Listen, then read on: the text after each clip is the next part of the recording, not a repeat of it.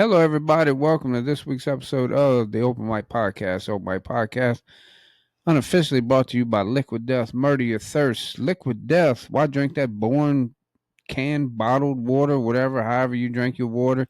You walk around with a gallon milk jug trying to get your water in, looking like a bro in the gym. I see these guys all the time. If you hydrate during the day, you don't have to walk around with a gallon jug. Hydrate with Liquid Death. Murder your thirst. Liquid Death, the unofficial sponsor of the Open Mic Podcast. And hello, everybody. It's been a while, and I was slacking last week. I didn't get the podcast. Didn't get my NFL picks in. Um, my guests that I'm supposed to have every week for the podcast help me pick teams and point spreads and give you some advice is flaking on me too. So they ain't got that going on. I don't know what in the world's going on around here. Anyway, yeah, man. Hope everybody's having a good week, good month. Um, Today is the first day of autumn, so first day of fall, autumn, whatever you want to call it. Um, so yeah, pretty soon it'll be. It's still pretty warm during the day here, and it's a bit cooler at night. But pretty soon you'll have uh those cool mornings where you got a pair of jeans and a hoodie. I love wearing hoodies. I hate wearing coats. I don't like wearing jackets. I don't wear none of that stuff. So I like wearing. Hold on, yeah, nope. I like wearing hoodies. So it's almost hoodie weather. Man, I gotta wear these circulation socks. So even though I wear shorts in the summertime, I got these circulation socks on.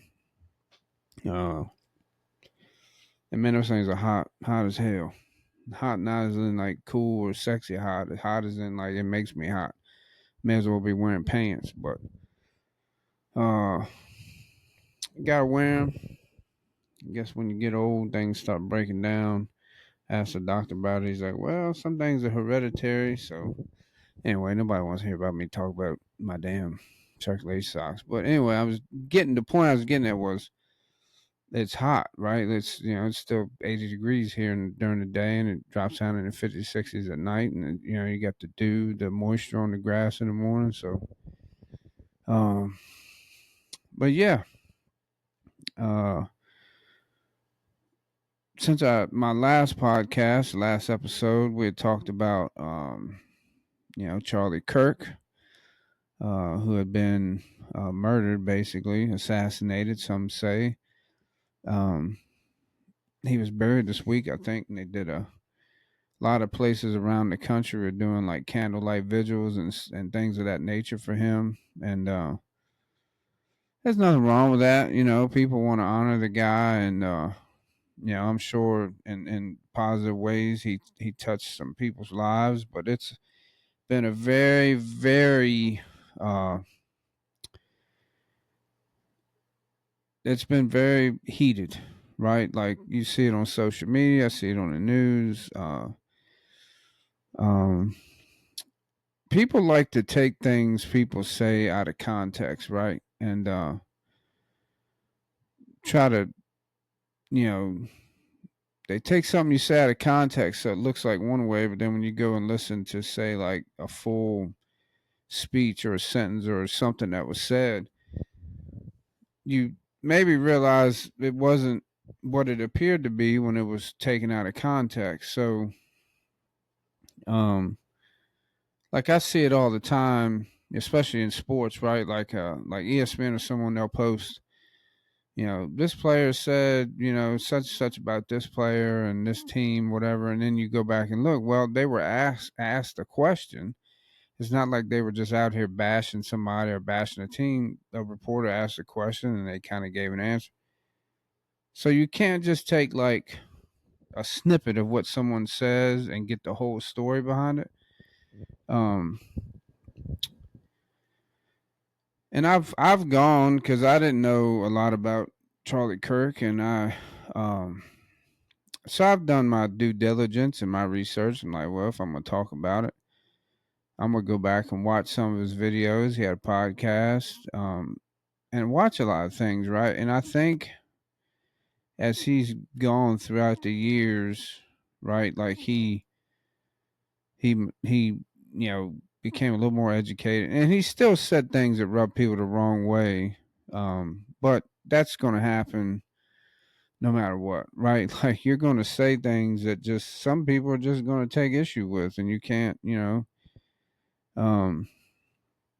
But I give the man credit. He said what he believed what he said, and he spoke his mind, and he had people come, and he would. There's some people say it was debate. I mean, I don't know. I just feel like some of the people he debated with were kind of cherry picked.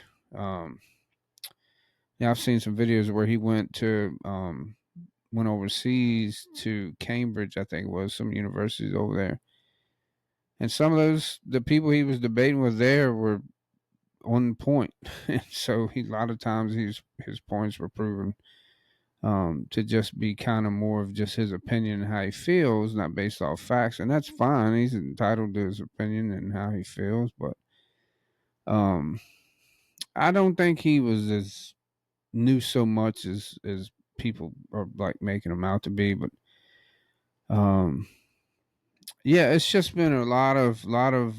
I've seen a lot from like people that I know. It's very divided, and honestly, I think that's what our I think that's what our politicians, I think the people that run this country, I think that's what they want. I think they want to keep us divided. And they all do my water. Can I bring my water up here? Hold on. Oh, I didn't even see it. I just feel like sometimes it's what they want. Keep everybody divided, keep everybody on edge. Um, and now you had a lot of people after his passing who like celebrated, and I would never. I mean, unless you're like a pedophile, rapist, whatever. Like, I don't really care. I'm still not going out of my way to celebrate somebody that's died. But a lot of people, uh, some distasteful things, and I mean, that's fine. People are allowed to say whatever they want, post whatever they want. I just feel like just be better, right? Like, if you're telling me this guy was a garbage human who was a racist and a misogynist and homophobic and all these things, and then you turn around and celebrate the man dying. Um, I didn't hear anything that he's said, and I could be wrong, but he said some things that were kind of distasteful, and people didn't like it, and people didn't agree with it. But I've never heard the man from what my small sample size that I've looked at. I haven't heard anything that would justify murdering a guy, and for people to celebrate loss of life like that is um kind of disappointing. Like, you don't have to celebrate him dying if you thought he was a garbage human and you don't like wasn't a fan of his existence. Um, just don't mourn him then, like, and just move on. But everybody has to broadcast everything on social media and their opinions and everything. So it just a lot of that came out, and now I mean, there were people getting fired, losing their jobs because they were going on social media. I mean, if you're a teacher or something like that, like, you probably should keep some of that stuff at bay. If you're a public official, or if you work for the government, anything like that, um, create a burner account on social media and just post from that. Like, don't post a real account. Like, don't post that stuff on a real account. If you really want to do that, just create a fake account and go on and share what you want. Um, but people have gotten fired from it, and now they're trying to, from what I read, they're trying to create a hate speech. Um, Basically, all the people that went out and said negative things and said that they're trying to create a law where that's punishable, and a lot of people now are taking issue with that because it goes against the freedom of speech and things of that nature. So it's like everybody that's on that side, if you're on the side of you can't take my gun rights, you can't take it right. Well, now they're going to start that. So how do you feel about that, right? Like, how do you? Um, I don't know. The government, when they start that, and President Trump, you're walking a fine line when you start thinking about creating laws to limit things that people can say. Then that goes against your constitutional right to freedom of speech. It's like those same people get in an uproar when they talk about guns and limiting guns and who owns guns and how many guns you own and this, that, and the other. Are you okay if they take away the right to say things that some people might find offensive? That's my question. Like, that's what I want to know. If you're so much about the Constitution and the amendments and the rights, are you okay with them altering again our First Amendment, our freedom of speech? Because someone said something you thought was distasteful and you didn't like, and they celebrated somebody passing, and I get it. That doesn't make you no better of a person, but they want to go in there and say, I'm glad he got shot. If they go in there and say that, should you be charged? Like, is that something you should? Is that something that they should charge you with? Like, I mean, that's what separates this country from Russia and places like that, because people can't say things like that. They're not allowed. So is that where we're headed for? Is that where we're headed? I don't know how you guys feel about that, because I feel like if you're going to infringe on one, they're going to infringe on more, and it starts somewhere, right? That's what I tell people. Um, like when I debate people about abortion, and I'm like, well, if they start telling you what you can and can't do with your body, where does it end? Right? So it starts with abortions, and next thing you know, it's tattoos and it's piercings, and it's where does the line get drawn? So um, I'm not a fan of big government. I think they have enough power. Uh, I think the states should be able to govern themselves better and more, and not rely on the federal government and the Supreme Court and to make all these decisions. And I don't know, but a man lost his life. His children, who were innocent, they didn't choose who they wanted as a father. They didn't choose to be in this world. They lost their father, who I'm sure they loved, and that's not good. And I just wouldn't celebrate. Like I said, I've watched videos and saw things he said, and I just don't feel like he said anything so egregious that would make me celebrate, openly go online and post and say, I'm glad this guy's got shot, I'm glad he's murdered, whatever. I just think if you feel that way, just you don't have to mourn. Like, you don't have to have sympathy, you don't have empathy, you don't have to do any of that. But you don't have to share it either. So some things are sometimes the best thing to say is nothing and just going about your business. But if people want to say it, they should be allowed to. And that's, but know that everything you say and your actions all have repercussions. There's a counter to everything you do, sometimes good, sometimes bad. So just know there's consequences for everything you say, everything you do. There is something that comes from it. And you just understand that, knowing that, and accept it, take responsibility for it, move on. But some people just, I don't know, man. It's just, I feel like people are just in a rough spot right now, and they don't know how. Um, People are in a tough spot. They don't know how to manage it, and when you're kind of, when you're frustrated, right, and you don't deal with those frustrations, or say you're in a position where you can deal with the frustration, but say your situation, whatever it is not improving, right? And you don't know how to improve it, or you've expressed like you've exercised all your options to like improve your where you're at, right? And there's just nothing else that can be done, and you get a little down, and it all goes back to mental health, man. And I'm always going to talk about this, but mental health. Uh, you don't have to be like I had this discussion with someone earlier.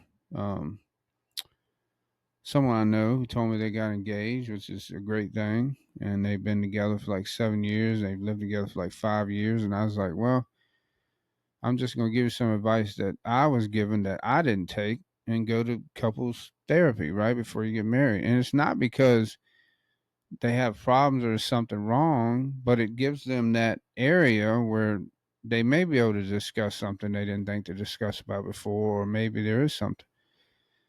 And you do that because you care about your relationship and you want to improve it, make it better, be the best you can. So you go to couples therapy. And I tell people you don't have to wait until something's wrong to go to therapy, right? Like you don't have to be um like if you want to go to a therapist each week or go to someone and just talk for 30 minutes, 45 minutes, an hour, whatever. You don't have to have a problem, right? Like you don't have to wait to the point where you're like mentally just losing it.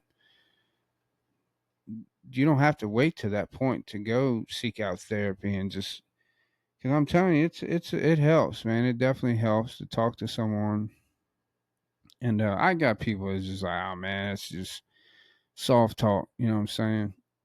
Um, and a lot of people think that. A lot of people think that men that talk about these types of things are weak or weaker, right?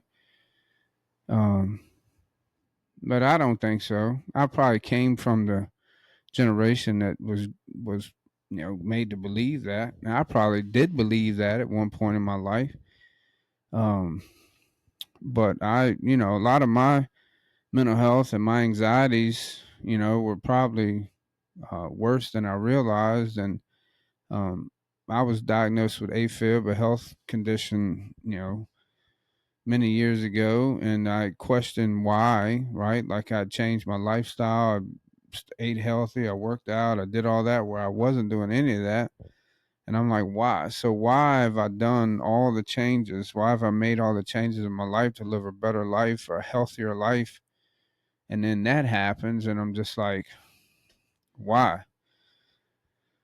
And so, you know, anxiety started to kind of kick in, and my cardiologist told me, he's like, look, this will affect you more mentally than physically. Like you can't let it. And it did, and I did let it. And I struggled, but I never sought out therapy. I was like, well, I'll figure out ways to combat this on my own. And um which I did, and those things worked for a while, but then I think it got to the point where if I felt like anxiety was creeping up, um, the exercise or the things I would do to kind of put it at bay, it was like I didn't take it on. It was kind of like just redirecting.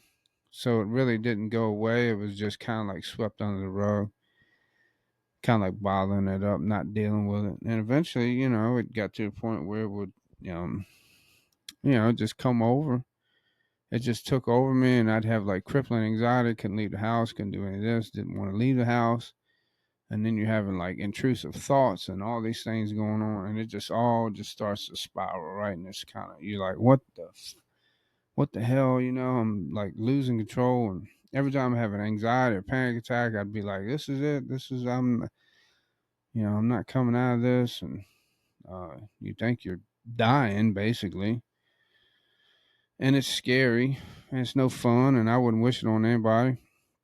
But it got to a point where I was like, every time I had anxiety or a panic attack, I always came out on the other side perfectly fine. And once I started to tell myself that, right? And anxiety is fear, right? Like anxiety is there. It's like fear heightened, right? Like If you get in a car, say we're going to go ride in the car for an hour. Well, anxiety is going to tell you there's going to be a lot of traffic. People drive fast. There's road rage. There's construction. There's a lot of things out of your control, right? So anxiety is going to heighten those things, right? And try to make you think of all the bad, all the negativity, all the, these things that can go wrong. And so then you have to kind of counter that with, all right, if I wear my seatbelt, everybody's buckled in, I drive the speed limit, I don't drive reckless, get in an accident, there's airbags, my seatbelt, car is safe. Okay, so get in an accident, okay, car gets destroyed, whatever. There's devices in the automobile that will keep me and whoever safe, right? So we don't have to worry about that. You can't do anything about other people and how they drive. You can only control how you drive. So you just, hey, I'm going to be more alert. My car has sensors that tells me when somebody's on my left, on my right, somebody's too close, somebody's ahead. There's so many things, right, to keep us safe. Construction zones, driving through a construction zone. Well, let's take a different route. But driving through a construction zone, there's signs, safety. Again, so when you have these anxieties and these fears that creep in, you have to kind of tell yourself, all right, well, these are the things that can go wrong, but these are the things that are counter all those. And then you say, well, we're going to the zoo today, right? And that's a great trip. We're going to go, we're going to have fun. Well, what if we get there and something happens to me and I pass out? Who's going to take care of my kid, or who's going to, and you have to think like you're going to be at a zoo, a family oriented. There's other families there, there's other people there. More than likely, somebody will step up, help you, help your child. There's trained individuals there that deal with, medical emergencies, things of that nature. And if so, you have to tell yourself those things to kind of keep those anxieties at bay. Well, if this happens, well, this will happen. And then you have to think, we go, nothing happens. We enjoy our time there. We have fun. We take pictures. We celebrate. We come back home. And we had a great day. And so, and it's hard. Like that's something I had to be taught and told. And then you have to repeat it over and over and over and over and over. And you have to tell yourself that um, it's something you have to work on. Like you're not going to master overnight or in a week or in a month or in a year. But for people that suffer from anxiety and things, those are things that you can do. Those are techniques you can do to kind of help keep those anxieties at bay. You want to have a certain level of anxiety because, like I said, it's like your alert. It's like your fears, right? Like it's a system that works, right? It's supposed to work, but you can't let it like take over and overwhelm. You have to think like you got to have a balance there, right? Like think they're like inside. There's a movie. Is it Inside Out? There's a kids movie that talks about all this, right? Like all the emotions. Like any parents listen to the podcast, if you have kids, you've probably seen this. It's a great. There's two of them. They're great movies. From that standpoint, it explains all that stuff so much, and those are good movies. If anybody has kids, or if you don't, I would recommend watching it. Very interesting. So, um, yeah, and the key is just keep yourself occupied and not concentrate on the negatives. Concentrate on the positives. Because for every one time I've concentrated on a negative or thought this was the end or I'm not going to live or I'm not, 49 years, I'm still here. Like, and I still have these episodes every once in a while, and I've learned to take them head on, man, and don't shy away from it and talk to your therapist and talk to your friends or people that'll listen to you that won't just tell you, it's all in your head. And yeah, it is in my head. You're right. But you need to be, um, you can't go to those people for help because they don't understand. And they probably suffer from stuff too, and they just don't know. They don't know. Like I've had people say, I don't have any childhood traumas, and you go talk to therapy, and you've probably had more than you realize, and most people don't realize it. So, um, and it can come from anything, right? Like at any point in our life, dealing with stress at work, money paying your bills, lose your job, grief from losing a family member or a pet or a friend or a physical, like our mental health or our mental, instabilities, things like that. It can come from anything, not one thing, and it's different for everybody. And like I talked to a guy today, I hadn't seen him in forever, and he deals with some mental struggles. And I told him, hey man, anytime you want to come on and talk on the podcast, you're more than welcome to come tell your story and kind of talk about where you came from and your journey, right, and where you are, and things that everybody uses different tools for coping, but yeah, you just got to learn to keep your anxiety at bay, and just know that everything's gonna be all right, man. I promise. Like I've told myself a million times, it wasn't, and it always is. And I'm human, and I'm not perfect, and I deal with things, and I struggle at times, and we all struggle, financially at times, and we struggle, to just keep our heads above water. And uh, some of us have a support system, some of us do not, and you just it's sink or swim, man. But what are you gonna do? Right? You gonna give up? No, can't do that. Um, don't do that. Don't ever give up, because it's always, uh, like I said, man. A lot of people think the world is a better place without them, and it's unfortunate. Because a lot of people will definitely, at some point, I guarantee someone's gonna, like I've said, you may be the world to somebody, and in their world, you may be their world. So um, I hate to kind of repeat myself and sound redundant, but mental health is important to me, and I think it needs to be talked about more, and especially now with all the stuff going on and school violence and the school shootings, and now this recent Charlie Kirk thing, and it's wild. Like, so there's a mental health problem. Um, it's like I posted. I said, um, one side doesn't want to give up their guns because the world's full of murderous, crazy, whatever. And the other side doesn't want people to have guns because the world is full of crazy, murderous, whatever that can get the guns. So it's like one side doesn't want people to have guns because there's a bunch of world full of crazy murderers, and one side does want to have guns because the world's full of crazy murderers. So it's like, who's right and who's wrong, right? Like, um, it's a people problem. It's a people problem, and I said there's too many people undiagnosed with mental illness, and it's too easy to obtain a gun, and I'm going to stand behind that. Not going to change my mind on that. That's I've debated this. Um, so yeah, it's there's no right or wrong here. People are allowed to feel how they want to feel.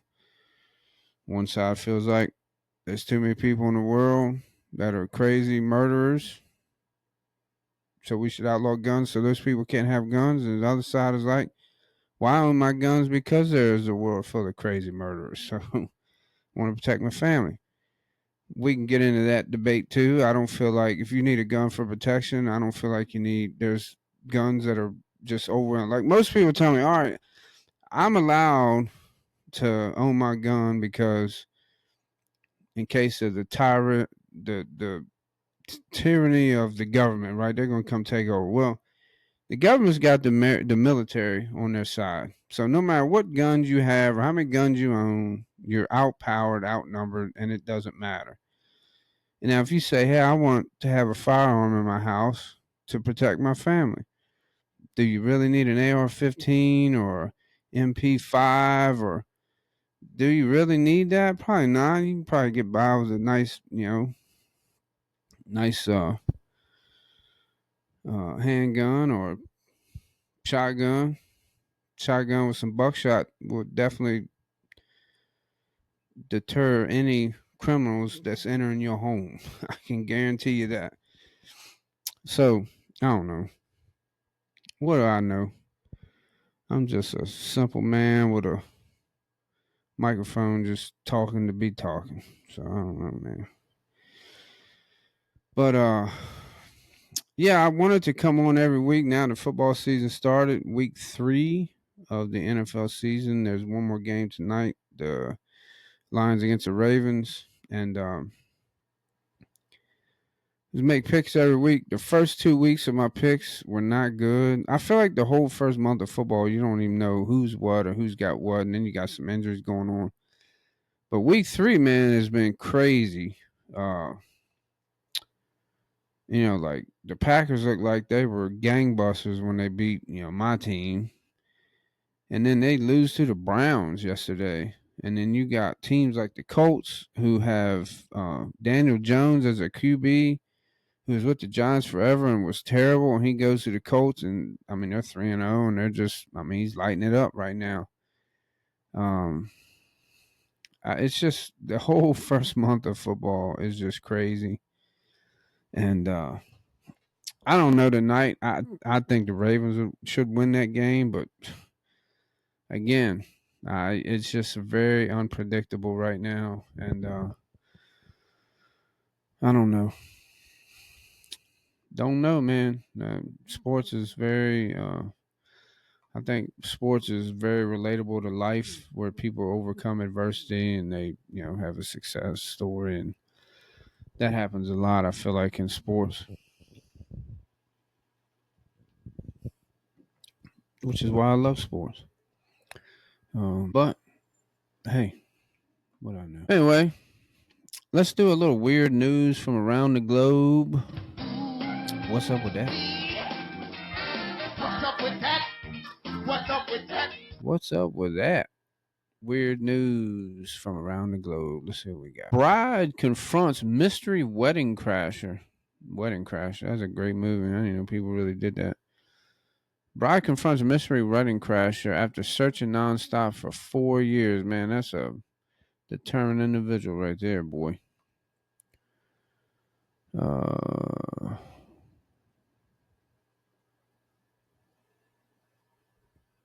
Michelle Wiley spent the last 4 years trying to guess the identity of an uninvited wedding guest she's seen in snapshots taken on her special day. And now, owing to the power of social media, can't hide from social media, her matrimonial mystery has finally been solved.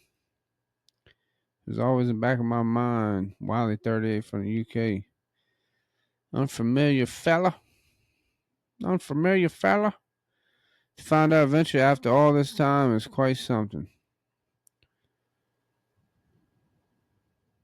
No one remembered him being there on that day. She remembered. Now we know he slipped away straight after the ceremony. My man came. He ate cake, and he was out. Ate some food. Hoping to get to the bottom of the conundrum. Wiley routinely shared images on Facebook. Blah, blah, blah, blah, blah. I looked at wedding pictures. I'm going to miss someone with a lot of followers. Last thing share. She reached out to content creator Daza. Who the hell that is? 400,000 Facebook fans, 129,000 TikTok subscribers. That's a lot, but it's not that much. Daz put it up within 2 hours we had found him. The unknown interloper was Andrew Hellerman. But he's not just some sneaky creep who gets his jollies by invading sacred occasions for the free food and booze. He said Hellerman had merely made an innocent mistake. I was at the wrong wedding, he said. After seeing his mug and Wiley's wedding photos on Dad's page 4 years ago, my partner was acting as a bridesman for his friend Michaela's wedding. I've been invited +1. Some reason he told me it was at the Carlton Hotel at 2 p.m. when I actually been held at the Grace Western Hotel. So my man just went to the wrong wedding and said, I'm just going to stay here. He's like, I ain't leaving. The fact that I didn't recognize any single person in this place didn't raise any alarm bells. Well, you're an idiot. If I walk into a wedding, it's like, wait a minute. I don't even recognize the people where are the people that invited me here? Like that wouldn't tell you where I'm at the wrong damn place. Like you walk into a wedding, you're like, don't know any of these people. Like the bride and groom, oh, hell, they are. Who invited me? Where are the people that invited me? Well, something ain't right. No, I'm just gonna stay and look like a weirdo, creeper. What's up with that, man? How in the hell you not know you're at the wrong wedding?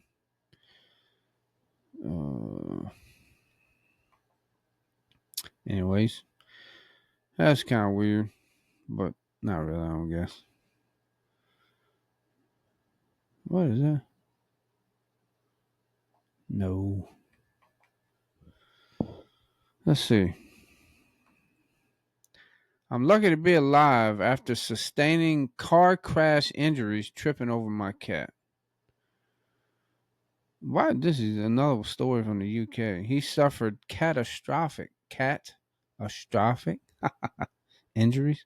A UK man miraculously survived after sustaining a broken neck, fractured spine, smashed ribs, blood in his lungs, and other car crash evoking injuries from tripping over his cat.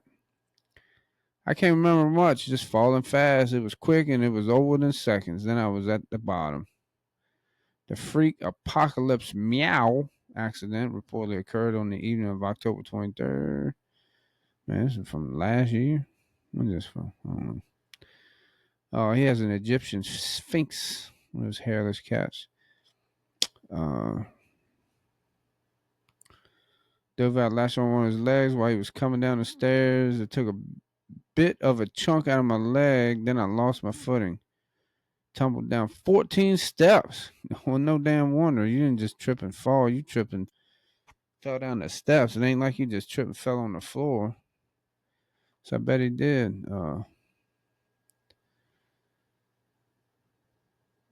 His feline put the hell in Hello Kitty. Those cats are ugly. They're cool. They're ugly as hell. They show me a picture. That thing looks evil. Shit, if I walked in the house saw that, I'd probably stomp on it. Nah, I wouldn't stop. I really wouldn't hurt cats. I don't want everybody to get the wrong idea. But this thing looks evil. Phone was dead. I couldn't get up. Physically couldn't get up. It's the hardest sensation. It's almost like claustrophobia. You can't get out. You can't physically get anywhere or do anything. His wife came home, found him. Oh no, she was working nights, so she wasn't there. Damn. He sat there for 14 hours in a pool of his own blood. How in the hell did that man not die? What's the next morning that the immobile vocalist's wife arrived and discovered? So she did find him in the morning.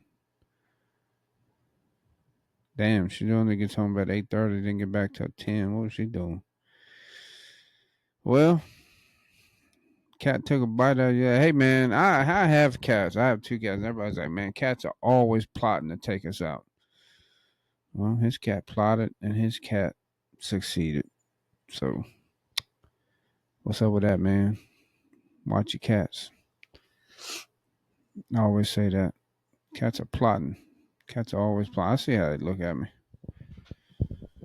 Damn. My shoulder, elbow hurting.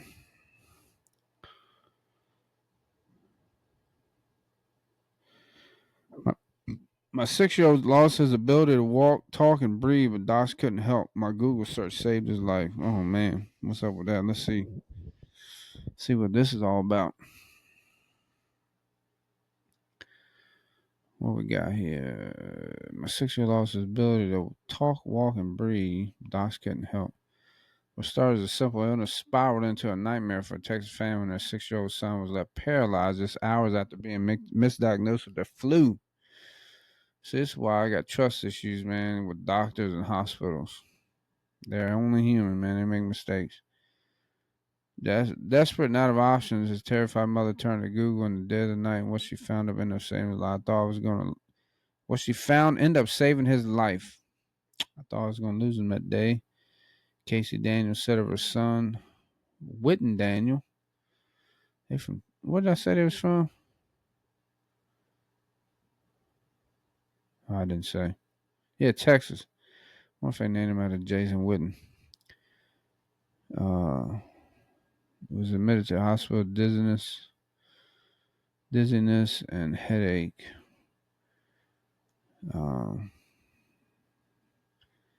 They found a rare, potentially deadly cluster of blood vessels leaking inside his brainstem. His condition quickly worsened. Seizures and strokes ravaged his small body. Laying in hospital, but doctors warned that if he survived, he'd likely never walk and would need a ventilator and feeding tube for life. Case was stunned just 2 weeks earlier. Wouldn't have been named MVP of his little league team. Wow. That's how scary, man. I can't imagine how scary that was. Turn to Google. Casey scoured the web until she found an article by Dr. Jock Marcos, a neurosurgeon at the UT Health Houston who specialized in her son's condition. She sent him a desperate email begging for help. Soon after, he replied, insisted wouldn't be rushed to his facility where doctors confirmed he had a life-threatening cavernous malformation. Roughly 1 in 500 people believe to have at least one of these dangerous clusters lurking in the brain or spine, according to the Alliance to Cure Cavernous Malformation. When symptoms do appear, usually between ages 20 and 40, seizure are the most common sign, followed by bleeding, neurological issues, blurred vision, headaches, weakness, speech problems. Most cases have no clear cause, with 20% of genetic.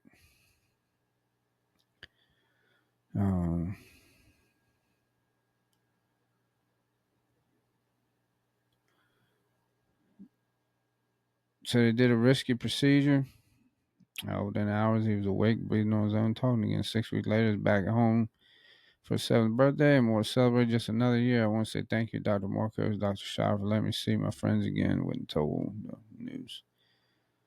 This fall, Whitney will start his 2nd grade, and he's already been cleared to go back on the diamond and play some baseball. In fact, we told him the only condition to playing ball was to send us pictures. What a great story. That's scary, man. Just living. I'm telling you, man, just being alive is not for the weak. Just living, man. But anyway, that's it for this week's episode of What's Up With That? What's up with that? What's up with that? Let's see. Let's go on to week 4, man. NFL.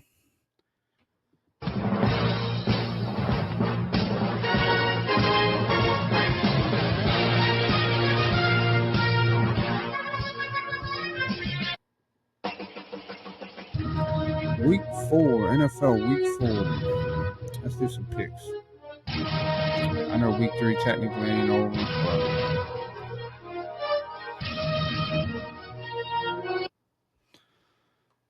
let's get some Week 3 picks in here. What we got here? Here we go. Seattle, Arizona. Seattle is the underdog here. 1 point, man. I think Arizona takes that one. We got a game in Dublin, Ireland. I don't know what that was. Minnesota, Pittsburgh.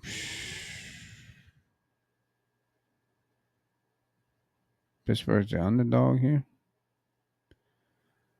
Yeah. No, they're the favorite. No. Yeah, they're the underdog. No. Yes, they tell me. Yeah, Pittsburgh's the underdog. I don't know, man. Minnesota this week put up 40 plus with Carson Wentz because J.J. McCarthy's out. I don't know. This is a tough one. I think I go Pittsburgh on that one. And we got my team, the Commanders at Atlanta. Atlanta's not looking good. Penix, who people raved about last week, played terrible. Kirk Cousins came in for relief. How would that be? Kirk gets to start this week. I don't think it'll happen, but Washington, Atlanta, I'm of course going to take Washington because I'm probably going to take them every week. New Orleans at Buffalo. Do we even need to talk about this? The spread on this is 16.5, man. That's a lot of points. That's a lot of points. I take Buffalo and the points, honestly. I think they'll beat them by more than that. Cleveland at Detroit. Cleveland getting 7.5. I think that's going to be a tough spot for Cleveland, honestly. But you don't know what Cleveland you're going to get or what Detroit you're going to get. And like I said, I don't know what they're doing tonight. I need to check the score. But I'm going to go Detroit. They're giving 7.5. Yeah, that's rough. Carolina, New England. I have no idea. Carolina's underdog. Carolina looked good this past weekend, so that's a. I'm gonna take the home team. Go New England. Chargers at New York Giants. The Giants are terrible right now. 6-point underdog at home. I'm of course gonna take the Chargers on that one. Philly at Tampa Bay. This should be a good game, man. Tampa's 3-0. They're the first team to win their first 3 games on a last minute drive. Basically, all 3 games they've won so far this season, they've won on the final drive. So I'm gonna go with Tampa on this one. I don't think Philly looks that good this year. I think they had a lot of luck in that last game. And there's been a lot of debate about this damn tush push that they do, which I'll talk about that when I get to. I got an email from someone about that, so we'll talk about that. I'm gonna go with Tampa. 3.5. Tampa's the underdog here too, at 3.5. I think I take the Tampa and then I just take them to win outright and the points. So Tennessee at Houston. I'm gonna go Houston on that one. They're giving 7. Indy at the Rams. Indy's the underdog. Man, I gotta go Indy on that one, man. Daniel Jones is looking good. Indy's looking good. And the Rams just lost to the Philly to the Eagles. They had a chance to win that game. Got the field goal blocked last play of the game. Philly ran in for a touchdown. It's terrible. I'm just not a believer in LA. A lot of people are. I'm not. I'm out. I got Indy on that one. San Fran, Jacksonville. I'd probably go San Fran. They're giving 3.5. Think they'll cover. Baltimore, Kansas City. I got to go Baltimore on this one. Even though Kansas City's an underdog at home, man. Think about that. 2.5, but still, I think I got to go Baltimore on that one. The Bears are the Raiders. I got to go with the Bears. I mean, they look good this week. Last week they did not, but they did look good this week. And the Raiders, who played Washington this week, look terrible. It's at Las Vegas, but I got to go Chicago on that one. Green Bay at Dallas. This is the Sunday night game. Dallas is terrible right now. They're a 7-point underdog at home. When is the last time Dallas was an underdog at home? That tells you all you need to know. Green Bay did not look good this week, though, against Cleveland, but I expect they'll bounce back and take care of business at Green Bay. At Dallas. And then the Monday night game, the Jets at Miami. I have no idea. The Jets got Tyrod Taylor, who I did not know was even in the league. He was in there for Fields this week. I don't know if he'll be starting next week. I'm gonna go Miami on that one. Oh, it's 2 Monday night games. All right, Cincy and Denver. I gotta take Denver on that. Giving 7. I think I'm gonna go Denver. I take the points on that one too. So here we go to recap: Arizona, Pittsburgh, Washington, Buffalo, Detroit, New England, Chargers, Tampa, Houston, Indy, San Fran, Baltimore, Chicago, Green Bay, Miami, Denver. There's my picks for week 4 of the NFL season.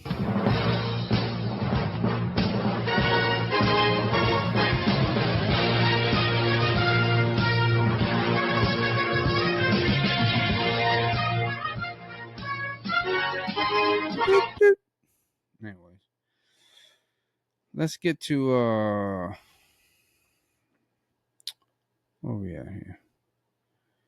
Let's do Open Mike Mailbag, man. Let's get to everybody's favorite segment, my favorite segment. Open Mike Mailbag. Nope. Don't want that. Open Mike Mailbag. You've got mail. You got mail. I got an email from. Oh, damn. I'm gonna rip my damn headphones off my head. What the hell? Email from Jamie. I don't have the email up here. Sorry, Jamie. You know who you are. I know who you are. Asking about the tush push. If I feel like it's been a lot of debate about the tush push. Asking my thoughts on tush push. Should it be banned? This, that, and the other. It's essentially a quarterback sneak. The only thing I'll say about the tush push was years ago, a lot of people, if you're not older, you're not going to remember. But like on field goal kicks and stuff like that, short yardage, the linebackers or whoever were allowed to push the defensive lineman forward, right? And they outlawed it. The NFL said, nope, it's not safe to do that. We're going to eliminate that. You can't do that. It's illegal. And then I remember back in the day, like you can't pull, like the running back's running and I'm an offensive lineman. I can't pull the running back into the end zone with me. But if the defense can't push the lineman into the line, right, the defensive lineman, then why is the offense allowed to do it? If we're talking about player safety, right, then it should be outlawed altogether. But now it's like, oh, they're lining up all sides, they're jumping off sides. The referees on TV saying, hey, I'm done with this call. It's hard to see. Like, and I get what he's saying. He's trying. It's like a rugby film. You're trying to look down the line of scrimmage. You can clearly see they're all lined up over the ball, which is the neutral zone, which nobody can be in, including the offense, even the center. The ball is usually in front, like where the center lines up. The ball is like at his midriff. Like the ball is back here. He's over it. Everybody's offsides. Should it be banned? No, but I don't feel like the offense should be allowed to push if the defense can't. That's But all the rules are made in the NFL now. They favor the offense, like everything. Like the defenses get called for pass interference. They get hold. The offense do whatever they want, basically. Like I see running backs drop the head and running the guys to crown the helmet. That's never called. Like Saquon Barkley was fine for that this week, and all the Philly Eagle fans were like bitching and complaining. Well, he wasn't flat. He wasn't flat. There's a lot of guys in the NFL, especially on defense, that don't get penalties but get fined for hits, right? Leading with the crown of your helmet, it doesn't matter. It should not matter if it's a defender or an offensive player. If you drop your head and lead with the crown of your helmet, that's right here, it should be a penalty. And if it's not, then you're gonna get fined. Long story short, you can't. I don't see how you could ban a play like it's a quarterback sneak. But I could see where they could say, okay, we're going to outlaw pushing. Like you can't get behind the quarterback and push it forward. You can't get behind the line pushing forward. I could see them doing that. I don't know how you ban the play itself because I mean, of course, you wouldn't be able to call it the tush push or brotherly shove or whatever the hell you want to call it. I just think if defenses can't do it, offenses shouldn't be allowed to do it either and be done with it. And if you want to run a quarterback sneak, run a quarterback sneak. I don't know. That's my opinion on it, though. I don't think you can ban a quarterback sneak, but I think they could change the rule to where you can't push the players from behind. Jim, I know you love Philly. I can't stand them. So I wish you would have chose a different team. Don't know how the hell you went down that path, but anyways. Jamie, I appreciate you listening to the show. I appreciate you sending me the email. Cry, Eagles cry. HTTR. Anyways. Another email. Subject, early surprises. Hey, Open Mike, what's the biggest surprise of the NFL season so far for you? A team that's way better or worse than expected. Chris in Dallas. Chris in Dallas, thank you for listening to the show. Thank you for sending an email. I'd say the biggest surprise for me is how well Daniel Jones has played for the Indianapolis Colts. It just goes to show that the Giants organization is garbage. He was there for years. He wasn't that good, but they had Saquon Barkley, and then they let him go, and they didn't give this guy nothing to work with. Numerous coaches, changes on the line all the time. There's just no consistency there. He leaves, goes to Indy, which is a better run organization. They're 3-0. I mean, he's playing, he's balling out. So, um, the hell, he's balling out. That's a big surprise for me. Now, it's not how you start; it's how you finish, right? So we need to keep that in mind. That the first month of football, you don't know what you got, but by the time Halloween gets here, we're kind of going to have an idea. Um, but that's that's my take on it. I feel like Indy is a big surprise to me, but whether they can sustain that, I do not know. So I guess time will tell. Um, let's see. Appreciate you listening to the show. Appreciate your email. Chris in Dallas, Texas. All my exes live in Texas. Let's see. Subject: AI in daily life. What's your take on AI creeping into everything from job applications to music? Is it innovation or is it cutting real people out of work? Devin in San Jose, California. San Jose coming in. Devin, appreciate you listening to the show. Appreciate the email. I think AI is making people lazy. That's what I think. It's cool when you post your picture. Like I've done it. I've had pictures made. Like I had ones made in my truck look like a little model sitting on a desk, and it looked so realistic. People was like, "Where'd you find that model? Where'd you live?" And I had to tell them it was an AI picture, right? But people have to remember, man, be careful with the things you share with AI. Like if you post pictures of your kids and it's like, "Hey, what is this going to look like?" Like I've seen people take their like 5-year-old kid and it's like, what is my 5-year-old going to look like when they're 15 and they use AI? That it's like there now, right? Like that picture of your kid is in that database. Um, I don't know, man. Like people are using AI to write job applications, to write their resumes. Like it can be used for good, but unfortunately, that's not what happens. And uh, it is cutting jobs. Like like I went to a place not long ago, a warehouse, and they had racks for storage, kind of like where I work. We have a lot of storage racks, 3 tiers.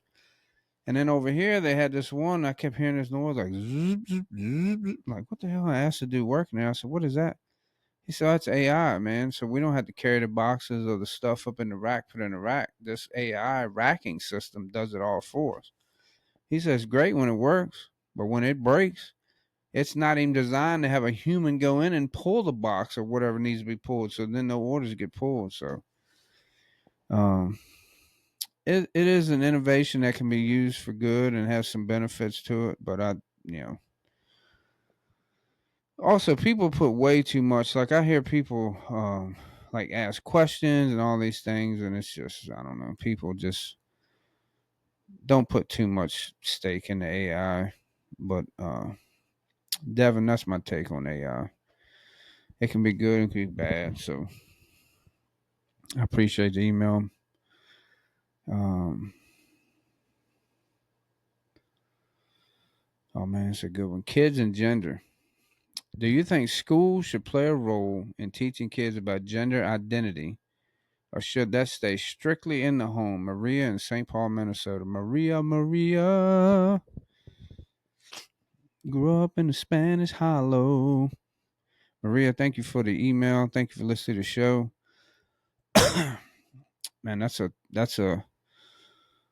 hell of a topic right there. Um, I mean, I guess they're teaching kids this stuff like earlier in age. Like I remember when I was in school, we didn't learn about any like sex education, health, all that. We didn't learn any of that until I was like maybe 8th or 9th grade, and 7th, 8th grade, something like that. And yeah, I mean, the problem is our parents. going to teach their kids this, right? Like I think a lot of parents don't go over the birds and the bees and all that stuff. Um, yeah, I mean, I think some of that comes into play at school. Now, what age you start teaching them that, I don't know. Um, but I definitely think schools can teach kids about gender. As far as identity, like it's a fine line, man. Like you're gonna teach kids there's more than one gender. Um, I don't know. It's you talk about kids like I remember it was a kindergarten cop. Boys have a penis and girls have a vagina or something. Like, can we? It's just that. I mean, that's just it right there. So, um, I don't know. I think you have to teach if we're educating our children, we have to educate them right. And I don't think it's a place for public teachers to teach their what they think or right their agendas. Keep it simple, stupid. And but I think a lot of people take advantage of that, and I don't know. That's a tricky subject there. That's a podcast. Um, but Maria, thanks for listening to the show. Thanks for the email. I appreciate that. That's another go. Um, men talking openly. Love how you guys keep things raw. Why do you think so many men still struggle to talk about mental health openly? Isaac in Denver, Colorado, the Sunshine State. No, wait, Denver. Y'all know what movie that's from? Um, Rocky Mountain High, Colorado, Denver, the Sunshine State. Oh no, that's a funny movie. If y'all don't know what movie that is, you gotta look that up. Um, yeah, I think men struggle because we're always feeling like we have to fill the role of the rock or the head of the family or whatever, and we're not allowed to show emotion. I think it's a generational thing that needs to be broken. I think men should be able to talk about mental health openly. I don't think they should be chastised for it. I don't think they should be made fun of it. I don't think it makes them any less of a person or a father or a brother or a husband. I don't think it makes them less of a man. I don't think it makes you soft. I don't think it makes you any of those things. I think people in general struggle with mental health, whether you're no matter if you're a man or a woman or whatever. Um, but I'm letting everybody know, especially men, if you struggle with mental health, talk about it.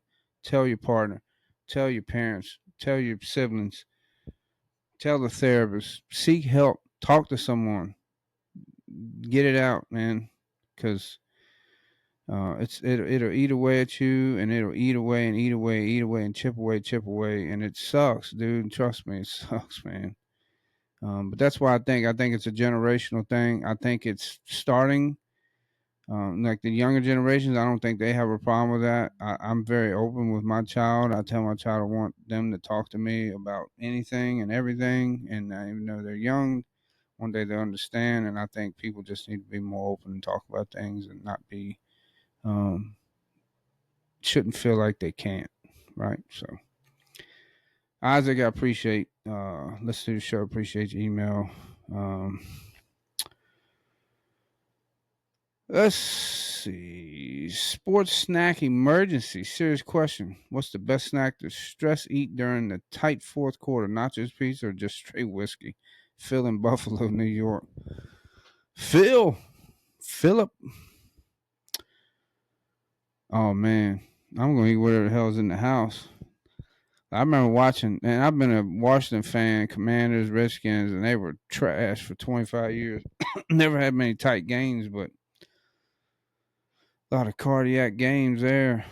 I'd eat whatever I could get, man. If we were having like a football watch party or whatever on a Sunday, or I was at somebody's house, I'm gonna grab whatever's left. Whether it's nachos, pizza. I'm not a drinker. Some people like drink. I'm not gonna grab whiskey. Uh, Chicken wings, boneless. Basically chicken nuggets, like some people tell me. Um, man, I love some of the things I love. Like, so if I'm watching football, right, you gotta have. I feel like you gotta have pizza. Gotta have chicken wings. Buffalo chicken dip, man, is my go-to. That's my thing. I will smash some buffalo chicken dip, and I've made like buffalo chicken souffles. You know, they say white people that make souffle out of or casserole. They'll make a casserole out of anything, which is true. But man, it's so good, and so that for me, buffalo chicken dip, man, is hard to beat, man. Or there's like a sausage cheese dip too. Uh, man, Phil, nachos, pizza, whiskey. Might need all three, but it depends on. I don't think Buffalo has those problems. They ain't had those problems lately. Maybe if you was a fan back in the when they lost those four straight Super Bowls, maybe you might have been taking shots of whiskey. You might have been taking shots of cocaine at that point. I don't know. Um. Anyway, let's do uh let's do one more, man. Let's do one more. Um. The economy and youth. Do you think younger generations are being forced into different spending habits because of inflation and wages, or is it just normal generational change? Caleb from Atlanta, Georgia.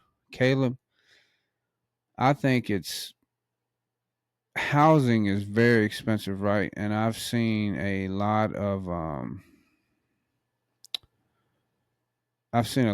younger generations complain that they can't afford the houses, right? Like right out of college, they're not making any money or they're not making enough money, and housing is high, it's expensive, and so um, I think a lot of younger generations are probably staying at home longer. I personally don't see a flaw with that. I don't think there's anything wrong with that. Some people do. I don't. So I tell if I would tell my kid like you stay home as long as you want, save your money, pay your dues around here, help out, but save your money until you can buy a house or get whatever. I feel like the housing market, I feel like the bubble is going to pop at some point. Prices will come down, but with inflation, man, like they raise costs on a lot of things, and then they'll slowly drop it a little bit to where you feel like you're getting a deal, but you're really not getting a deal. So when prices go up, they never go back to where they were. Like I remember gas was like 90 cents a gallon. Like, do you think we're ever gonna see 90 cent a gallon gas again? Hell no. So I think younger generations are being forced, to have different spending habits because of inflation. But I think if you're living at home, say you're working a job, right? And I mean, jobs now, minimum wage is like three times what it was when I was a kid. But everything's three times more expensive. Um, I think it has an effect on their spending habits and how expensive things are, and yeah, absolutely. Especially when it comes to housing and buying homes, I think a lot of younger generations are struggling right now because they can't afford to buy homes. Hell, I didn't buy my first home till I was God, what year was that? It feels like it's been forever, but it really hasn't. No, I had to be older than that. No, I was younger than that. I mean, I didn't buy my first home until I was 33. I bought my first home, early 30s. So let's do one more, man. There's one here I just saw it. I want to read. Gun violence in schools. Anyway, Caleb, appreciate you listening to the show. Appreciate the email. Gun violence in schools. What role do you think parents should play in pushing for safer schools? Lobbying, fundraising, or just voting smarter? Jenna in Richmond, Virginia. Jenna, appreciate you listening to the show. Appreciate your email. I think parents should play a critical role in pushing for safer schools, whether it's lobbying, whether it's through fundraiser, and of course voting. Right, like a lot of people say, the easiest way to get something changed is you got to vote for people who or on, who you feel are going to make the changes and do the things that's necessary. That's with anything, right? I don't know about fundraising. You can probably move that one out. Lobbying, maybe. Um, but parents have to exercise their right to go to the school boards, to go to these places and express their frustrations, express their how they feel, express their concerns, and then ask your school boards, ask your state representatives, ask your county representatives, like, what are you guys doing? Like, this school just got shot up. This school got shot up. What are you doing? What are we doing as a community? What is going on? The people that are making the decisions here, what are you doing to keep the schools safe? Right? Like, parents, it's your children going there, right? Like, you have you should be the ones that are pushing for this and saying what you got to say. Like, speak up. Um, don't ever hold your tongue. Don't bite your tongue when it comes to stuff like that, because these are your schools and your children. Um, yeah, lobby for things. Lobby for if you want to see changes and things you want done. Yeah, get out, lobby, picket, do whatever you got to do. Make your voice heard. Call your representatives. Call your local representatives. Call your state representatives. Find out what side of the fence they're on. How do they feel? What do they want to do? How can they do it? Be involved. I think that's a role parents should take. I think the parents should be front and center on this, pushing for change, because I think change is necessary. Change is not easy, but it's necessary. And when it comes to preserving life, especially our youth, their innocent youth, like, just think about that. Like, kids are innocent. They didn't ask to be here. To imagine going to school, riding your bike to school, you're with your sibling, you're with your friends, you're going to school, see your friends, hang out for the day. The last thing on that child's mind should be, am I going to get shot today? And I know a lot of people like, it ain't going to happen to us. It won't happen to us. Famous last words. It ain't going to happen to me. It's not going to happen to my community. It's not going to happen to my school. It's not going to happen to my son. It's not going to happen to my daughter. You know what I mean? People probably said that, and now they're a statistic. We should do whatever it takes to keep our schools safe. And this guy who got murdered, they call him a political activist. They call him a lot of things. Some people are acting like he's a martyr. He's a hero. They're Senate's trying to pass a day, day of remembrance for this guy. I don't see the same outcry for people whose children get shot in schools. I just don't. And I don't give a shit if that pisses somebody off, but it's a fact. Like, people having vigils and all this stuff for this guy, man, that's cool and all. Well, where's that same energy for the schools that are getting shot up every year? I don't see it. And I got people telling me, "Oh, you ain't looking in the right place. You ain't bullshit." That's not true, because it don't exist. Because we've accepted that it's just part of our life. Schools are going to get shot up every year. Just live with it. To me, that's unacceptable. And anybody thinks that, it's unacceptable to have that thought process. And I'm sorry that that's the world we live in. I don't want my child to have to worry about that.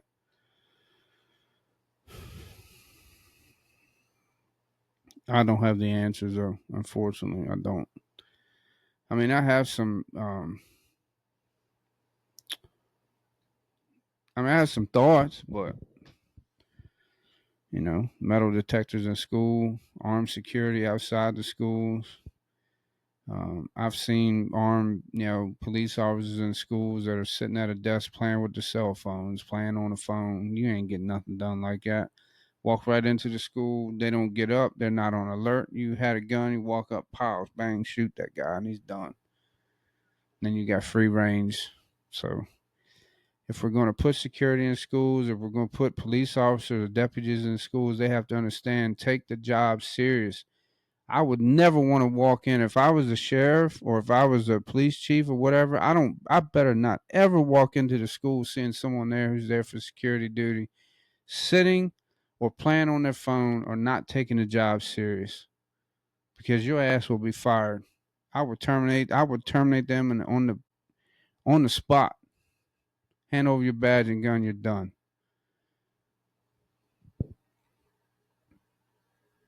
We have to do something to protect our youth. They're the future of the country, and we have to protect the innocent. And if anybody's got a problem with that, holler at me. I'll be more than happy to debate it. But let me get off my soapbox. But I feel very strongly about that. And I feel like too many people don't take it serious and they just accept it. I'm not going to sit by and just accept it. That's just a part of life that we shoot up schools. That's bullshit. And anybody thinks that way, man, you can go to hell. Straight up. I ain't mincing my words on that one.